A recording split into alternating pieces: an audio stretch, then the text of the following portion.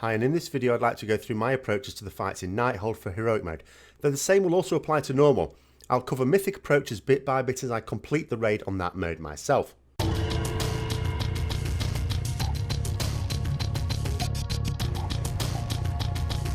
So before I go through each fight, there are a few common things to consider. The first is choice of talents. For normal and heroic mode, I would suggest taking Final Verdict for all fights.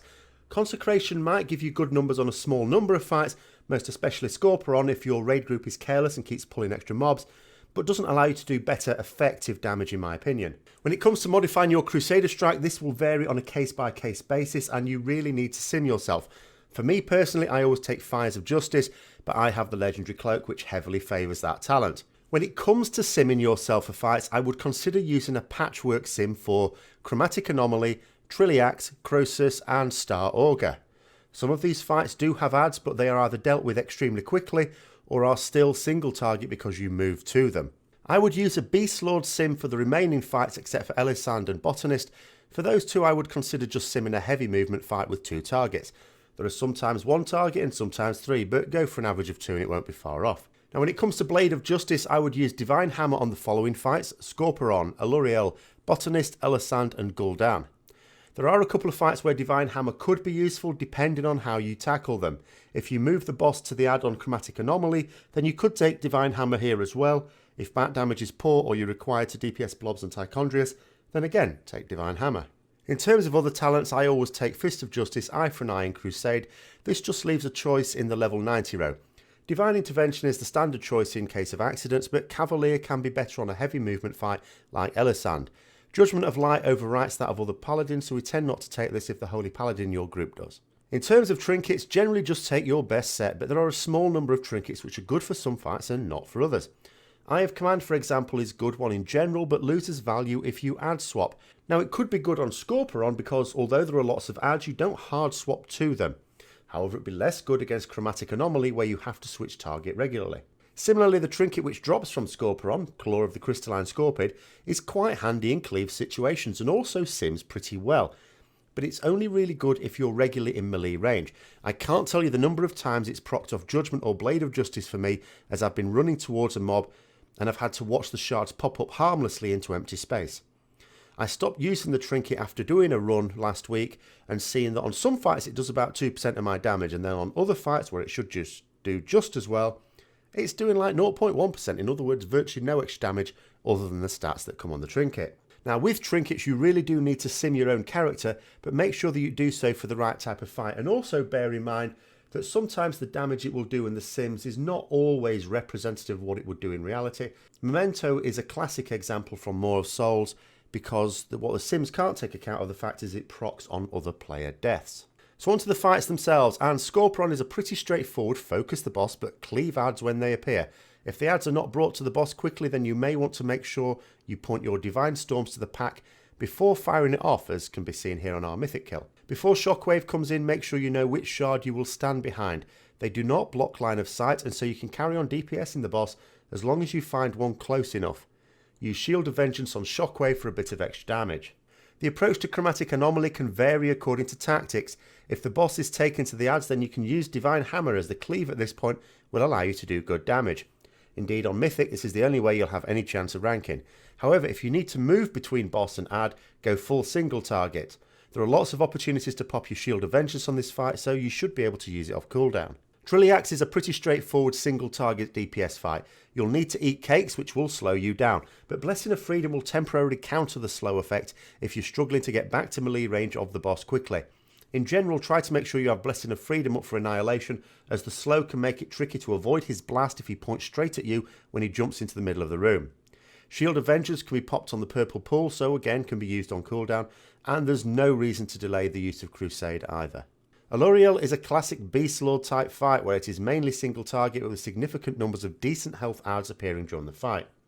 The main problem is that you sometimes have to move out for a mechanic which will stop you doing damage. If that happens, just suck it up and don't try to sneak into melee range, as you may end up wiping the raid. However, because there are adds, you would ideally use Crusade to coincide with these periods, but you don't want to wait so long that you lose out on the whole application of Crusade. If you're not able to tell when the adds are going to appear, then just use Crusade on cooldown.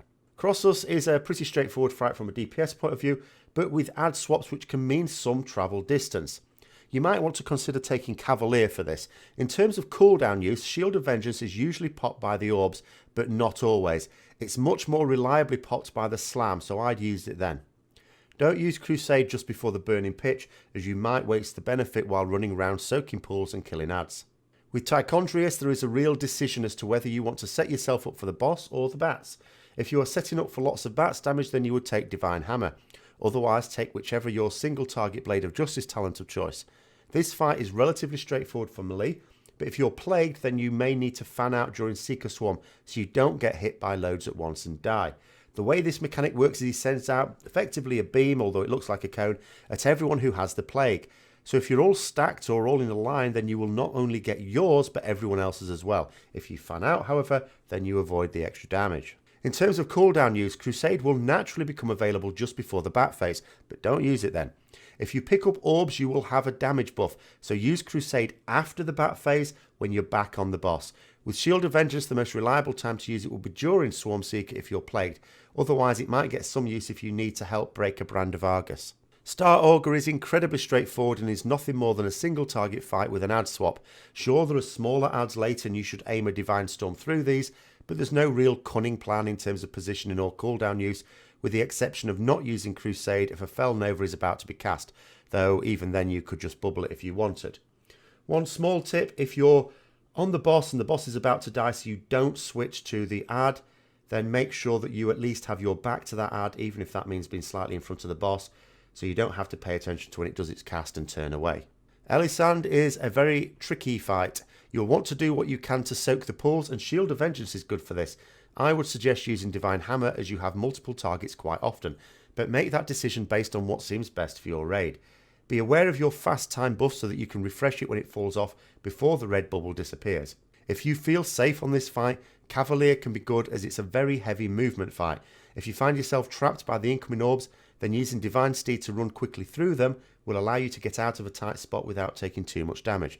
If you also have Shield of Vengeance available for this, then all to the better. There are times when it can actually be used defensively, would you believe? It goes without saying that you ideally want to use Crusade during fast time, but also when you won't be having downtime due to the boss changing phase or having to move right across the room to get to the new ad. The usual rules apply though, don't delay too long or you may end up missing out on an entire use of Crusade. And finally, Gul'dan. This is a fight where the ads are always priority and you should use Divine Hammer and make sure to position yourself so that Divine Storms go through as many targets as possible. Ads are not usually grouped up tightly, so a good Divine Storm aim can do wonders. Use your extra action button cooldown as much as possible, but with the following 3 considerations.